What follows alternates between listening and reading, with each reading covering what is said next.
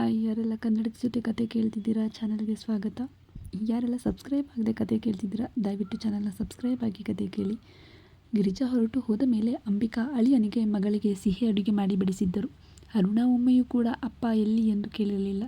ಅದೇ ಸಾಗರ್ಗೆ ಆಶ್ಚರ್ಯ. ಮಗಳೇ ತಗೋ, ಅಳಿಯಂದಿರಿಗೆ ಕೊಟ್ಟು ಬಾ, ಇವತ್ತು ನೀನು ನನ್ನ ಜೊತೆಯೇ ಮಲಗುವೆ ಹೇಳಿದ್ದರು. ಸರಿಯಮ್ಮ, ನನಗೆ ನಿನ್ನ ತಬ್ಬಿ ಮಲಗಿ ಎಷ್ಟೋ ದಿನ ಆಗಿದೆಯೇನೋ ಅನ್ನಿಸ್ತಿದೆ, ಬಿಟ್ಟು ಕೊಟ್ಟು ಬರ್ತೀನಿ, ನಿನ್ನು ಆಸೆಗೆ ಆಸು ಬರ್ತೀನಿ ಹೇಳಿ ಹೋಗುವವಳ ಮುಗ್ಧತೆಗೆ ಅಮ್ಮನಿಗೂ ಖುಷಿಯಾಗಿತ್ತು. ಸಾಗರ್ ತನ್ನಮ್ಮನ ಜೊತೆ ಫೋನ್ನಲ್ಲಿ ಮಾತನಾಡುತ್ತಿದ್ದ. ಅವನ ಎದುರು ನಿಂತವಳು ಹಾಲು ಹಿಡಿದು ಕೈ ಚಾಚಿದ್ದಳು.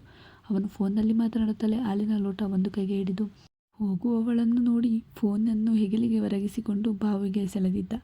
ಅಮ್ಮ ಎಂದವಳಿಗೆ ಅರ್ಥವಾಗಿತ್ತು, ಆಕೆಯ ಯಜಮಾನನೇ ಹೀಗೆ ಮಾಡಿದ್ದೆಂದು. ಅವನು ಹೇಳಿದ್ದ ಗುಟ್ಟು ನೆನಪಾಗಿ ಕೆನ್ನೆ ಕೆಂಪಾದರೆ, ಅಮ್ಮ, ನಿನ್ನ ಸೊಸೆ ತುಂಬ ಚೆನ್ನಾಗಿ ನೋಡ್ಕೋತಿದ್ದಾಳೆ, ನಾನೇನು ಅವಳನ್ನು ನೋಡ್ಕೊಳ್ಳೋ ಅಗತ್ಯ ಇಲ್ಲ ಎಂದವನು ಅವಳನ್ನೇ ನೋಡಲು ಹಾಗೆ ಕಣ್ಣು ಮುಚ್ಚಿದ್ದಳು. ಸರಿಯಮ್ಮ, ಆಯಿತು, ಆಮೇಲೆ ಮಾಡ್ತೀನಿ, ಫೋನ್ ಕಟ್ ಮಾಡಿ.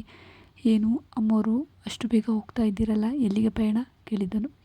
ಅಮ್ಮ ಹಾಲು ಕೊಟ್ಟು ಬಾ, ನಾವಿಬ್ಬರು ಇಲ್ಲಿಯೇ ಮಲ್ಗೋಣ ಅಂದಿದ್ದಾರೆ, ಅದಕ್ಕೆ ಎಂದಳು. ಹೌದಾ, ಯಾಕಂತೆ? ನಾನು ಅವರ ಮಗಳನ್ನು ತಿಂದ್ಬಿಡ್ತೀನಂತ ಇಲ್ಲೇ ಮಲಗು ಎಂದವನಿಗೆ. ಇಲ್ಲ, ನಾನು ಅಮ್ಮನ ಜೊತೆ ಮಲಗ್ತೀನಿ, ತುಂಬ ದಿನ ಆಗಿದೆ, ನಾನು ಹೋಗ್ತೀನಿ ಬಿಡಿ ಎನ್ನುವವಳ ಕೈಗೆ ಬಿಟ್ಟಿದ್ದ ಸಾಗರ್. ಆ ಅತ್ತೆ ಫೋನ್ ನಂಬರ್ ಬೇಕಂತೆ, ಅಮ್ಮ ಕೇಳಿದ್ರು, ನನ್ನ ಹತ್ರ ಇಲ್ಲ. ನಿಮ್ಮನ್ನು ಕೇಳ್ತೀನಿ ಅಂದಿದ್ದೀನಿ, ಕೊಡಿ ಎಂದು ತನ್ನ ಮೊಬೈಲ್ ನೀಡಿದ್ದಳು. ನೀನು ನಿಮ್ಮಮ್ಮನ ನಂಬರ್ಗೇನೆ ಇಟ್ಕೊಂಡಿಲ್ಲ, ಇನ್ನು ನನ್ನಮ್ಮನ ನಂಬರ್ ಇರುತ್ತಾ? ತಗೋ. ಅದೆಲ್ಲ ಸರಿ, ನಿನ್ನ ಅಪ್ಪ ಎಲ್ಲಿ ಕೇಳಿದ್ದ. ಗೊತ್ತಿಲ್ಲ, ಅವನ ಕೈಯಿಂದ ಫೋನ್ ಪಡೆಯುತ್ತಾ ಹೇಳಿದಳು. ಗೊತ್ತಿಲ್ಲ ಅಂದರೆ ನಿನ್ನಪ್ಪ ಎಲ್ಲಿರ್ತಾರೆ ಅಂತ ಗೊತ್ತಿಲ್ವ ನಿನಗೆ? ನಿನ್ನಮ್ಮನ ಕೇಳಲಿಲ್ವ ನೀನು? ಆಶ್ಚರ್ಯದಿಂದ ಕೇಳಿದ್ದ. ಇಲ್ಲ, ನಾನು ನಮ್ಮ ಬಗ್ಗೆ ಪ್ರೀತಿ ಕಾಳಜಿ ಇಲ್ಲ ಅಂದವ್ರನ್ನ ನಾನು ಪ್ರೀತಿ ಮಾಡಲ್ಲ. ನಾನು ತಪ್ಪೇನು ಹೇಳುವಳಲ್ಲ. ಪ್ರೌಢತೆ ಹೆಚ್ಚೇ ಕಂಡಿತ್ತು ಸಾಗರ್ಗೆ. ಸಾಗರ, ಇವಳಾದರೂ ತಪ್ಪೇನಾದರೂ ಮಾಡಿದ್ರೆ ನಿನ್ನನ್ನು ಹೇಗೆ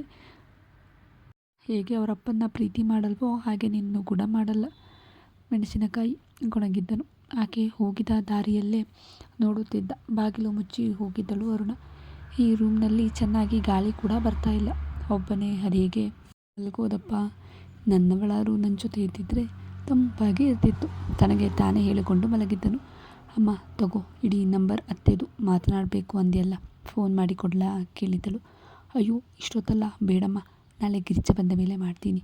ನನಗೂ ಭಯ ಅವರ ಜೊತೆ ಮಾತನಾಡೋದಕ್ಕೆ, ಏನು ಅನ್ಕೋತಾರೋ ಏನೋ.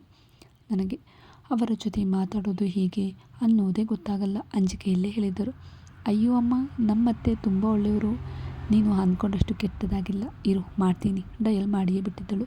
ಅಯ್ಯೋ, ಅವರು ಬೇಡವೇ, ಏನು ಅನ್ಕೋತಾರೆ ಅವರು? ಅಷ್ಟರಲ್ಲಿ ಅರುಣ ಫೋನ್ನಲ್ಲಿ ಮತ್ತೊಂದು ಮೃದು ಧ್ವನಿ ಕೇಳಿಸಿತ್ತು.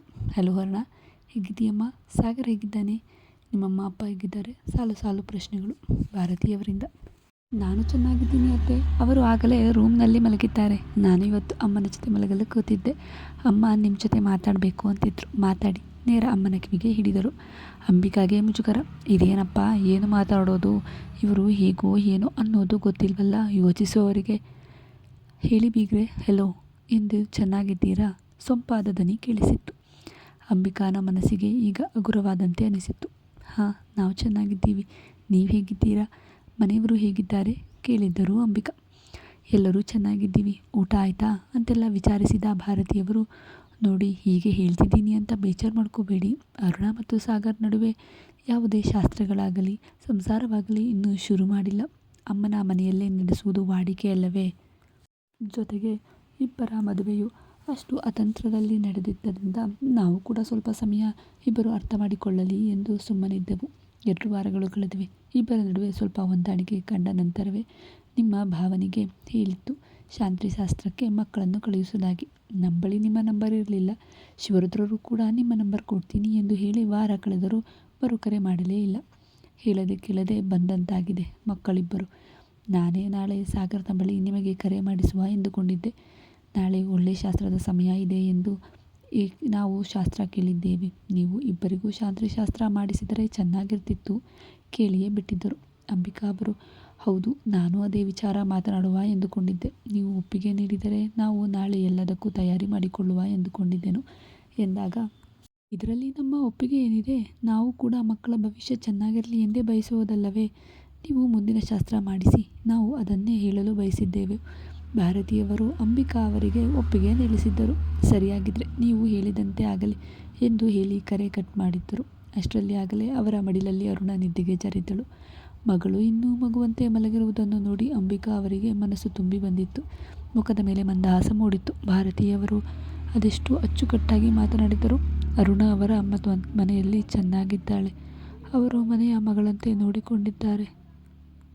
ಅಳಿಯನೂ ಕೂಡ ನೋಡಲು ಎಷ್ಟು ಚೆನ್ನಾಗಿದ್ದಾರೋ ಅಷ್ಟೇ ಸಭ್ಯರು.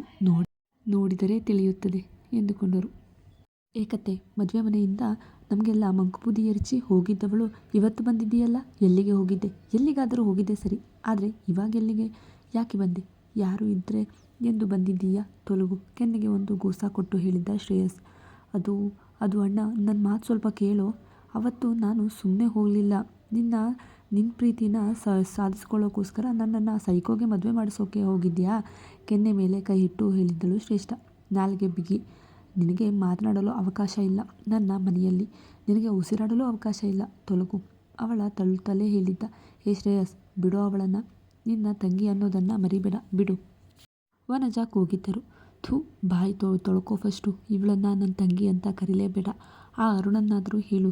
ಅವತ್ತು ನಮ್ಮ ಮರ್ಯಾದೆ ನೆಂಟ್ರಿಸ್ಟರ ಎದುರು ಕಾಪಾಡಿದ್ದಾಳೆ. ಅದನ್ನು ಬಿಟ್ಟು ಈ ಕಿತ್ತೋದವಳನ್ನು ನನ್ನ ತಂಗಿ ಅನ್ಬೇಡ. ತೊಲಗೆ ಆಚೆ.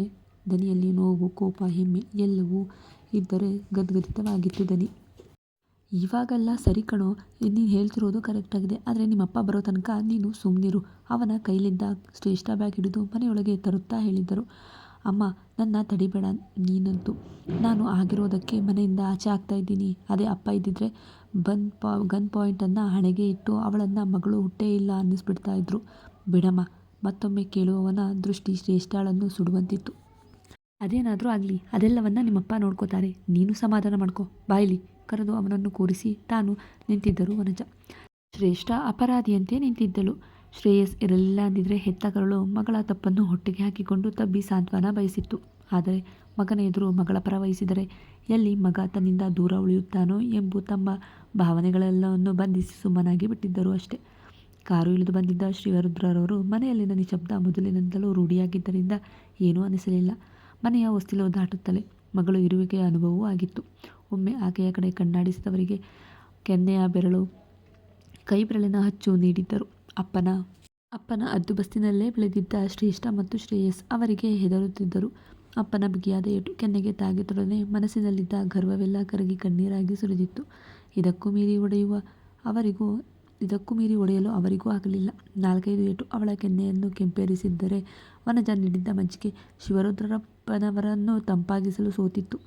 ಅದೂರಿ ಎಂದಿದ್ದ ವನಜಾಗೆ ಸಾಕು ಎಂದು ಕೈ ತೋರಿಸಿದ ಶಿವರುದ್ರರು, ಲೋ, ಹಂಗೆ ಸರ್ಕಲ್ ಇನ್ಸ್ಪೆಕ್ಟರ್ಗೆ ಫೋನ್ ಮಾಡಿ ಹೇಳು ನಮ್ಮನೆ ಮಾಲು ಮನೆಗೆ ಬಂದಿದೆ ಅಂತ. ಹಾಗೆ ಬ್ರೋಕರ್ಗೆ ಫೋನ್ ಮಾಡಿ ಯಾರಾದರೂ ಸರಿ, ಕೆಲಸ ಇರಲಿ ಇಲ್ಲದೇ ಇರಲಿ, ಕೈಕಾಲು ನೆಟ್ಟಗಿರಲಿ ಇಲ್ಲದೇ ಇರಲಿ, ಮದುವೆ ಗಂಡನ ಕರ್ಕೊಂಡು ಬಾ ಅಂತ ಹೇಳು. ಇವಳನ್ನು ಎಷ್ಟೇ ಸಾಕಿದ್ರೂ ವಿಷದ ಹಾವಿಗೆ ಹಾಲಿರದಂತೆ ಸಾಕಿದಂಗಾಗಿದೆ. ಅವತ್ತು ಆ ಮಗ ಇಲ್ಲ ಅಂದಿದ್ರೆ ನನ್ನ ಮರ್ಯಾದೆ ಮೂರಾ ಬಟ್ಟೆ ಆಗಿರ್ತಿತ್ತು. ಗುರುಗುಡುತ್ತಲೇ ಹೇಳಿದ್ದರು ಶಿವರುದ್ರಪ್ಪರು. ಶ್ರೇಷ್ಠ ಕೊಬ್ಬು ನೋಡಿದ್ದ ಐಶ್ವರ್ಯ ಇವಳಿಗೆ ಬಿದ್ದಿದ್ದ ಏಟುಗಳನ್ನು ಲೆಕ್ಕ ಹಾಕಿ ಸೋತರೆ ಶ್ರೇಷ್ಠ ಅವಸ್ಥೆ ನೋಡಿ ಬೇಸರವಂತೂ ಆಗಿತ್ತು. ಶಿವರುದ್ರರ ಅವತಾರ ಕಂಡು ಭಯ ಕೂಡ ಆಗಿತ್ತು. ಆಕೆ ಸುಮ್ಮನೆ ಕುಳಿತ ಮೂಕ ಪ್ರೇಕ್ಷಕಳಂತೆ ನೋಡುತ್ತಿದ್ದಳು. ಮಗ, ಇವಳು ಅವತ್ತು ಬಂದಾಗ ನೀನು ನಿನ್ನ ಮನೆಗೆ ಕೂಡಿಕೊಂಡು ತಪ್ಪು ಮಾಡಿದ್ದೀಯಾ ನೋಡು. ಇವಳನ್ನು ನೋಡಿ ನೀನು ಬುದ್ಧಿ ಕಲಿಬೇಡಕವ್ವ. ನಿಮ್ಮನ್ನೇ ನಂಬಿ ನಮ್ಮ ಜೀವಗಳನ್ನು ತೇದು ಹೆತ್ತವರು ನಿಮ್ಮ ಮಾನ ಮರ್ಯಾದೆಯನ್ನು ಕಾಪಾಡೋಕ್ಕೋಸ್ಕರ ಓದಿಸಿ ಬೆಳೆಸಿರ್ತೀವಿ. ನೀವು ಅವರ ಮಾನ ಮರ್ಯಾದೆನ ನೆಂಟ್ರಿಷ್ಟರ ಮಧ್ಯೆ ಕಳಿಬೇಡಿ. ಮಕ್ಕಳು ಕಾಲಿಗೆ ಧೂಳು ಸೋಕಿದ್ರೆ ಎಲ್ಲಿ ನೋವಾಯ್ತದೋ ಅಂತ ಸಾಕಿರ್ತೀವಿ. ನೀವು ಓದ್ತೀರಾ, ಪ್ರೀತಿಸ್ತೀರಾ, ಕೆಲಸಕ್ಕಾಗಿ ಕಾಲ ಮೇಲೆ ನಿಲ್ತೀರಾ, ಎಲ್ಲ ಸರಿ. ಆದರೆ ಅದೇ ಕಾಲಲ್ಲಿ ಹೆತ್ತವರ ಒದ್ದು ಹೋಗ್ತಿರಲ್ಲವ್ವ. ನೀನು ಇವಳ ಸಹವಾಸ ಮಾಡಬೇಡ, ನಡಿಯವ್ವ. ನಿಮ್ಮಪ್ಪ ಅವನಿಗೆ ನೋವು ಕೊಟ್ಟು ನೀವು ಉದ್ಧಾರ ಆಗಕ್ಕಿಲ್ಲ. ನೀನು ಹೋಗ್ಬಿಡು. ಐಶ್ವರ್ಯಗೆ ಹೇಳಿದವರು ತಮ್ಮ ರೂಮ್ಗೆ ಹೋಗುತ್ತಾ ಇವಳನ್ನು ಅವಳ ರೂಮ್ಗೆ ಕೂಡಾಕು ಎಂದು ಹೇಳಿ ಹೋಗಿದ್ದರು.